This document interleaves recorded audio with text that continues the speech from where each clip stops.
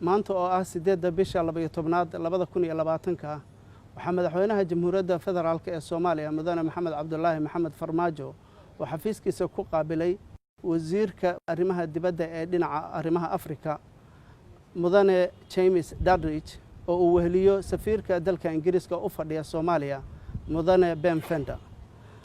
wadahadallada labada dhinac waxay ahaayeen kuwa aad miro dhal u ah waxaan xoogga lagu saaray iskaashiga u dhaxeeya dawladda Ingiriiska iyo dawladda Soomaaliya iyo sidii loo sii xoojin lahaa iskaashigaas.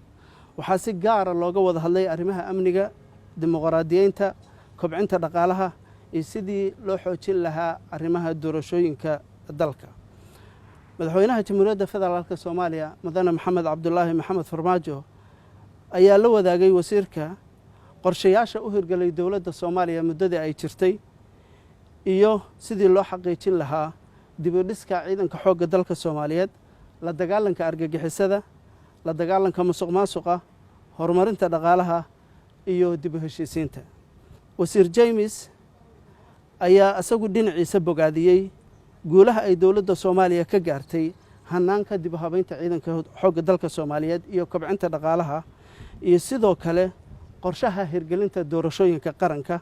wuxuuna intaas ku daray inay sii wadi doonaan taageerada ay siiyaan ciidamada xoogga dalka Soomaaliyeed dib u dhiskooda iyo inay sii xoojin doonaan xiriirka u dhaxeeya labada dawladood ee Ingiriiska iyo Soomaaliya.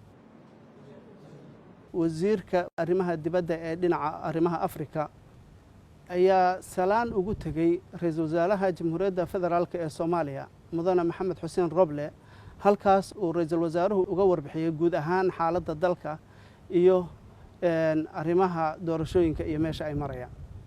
waa mahadsantiin.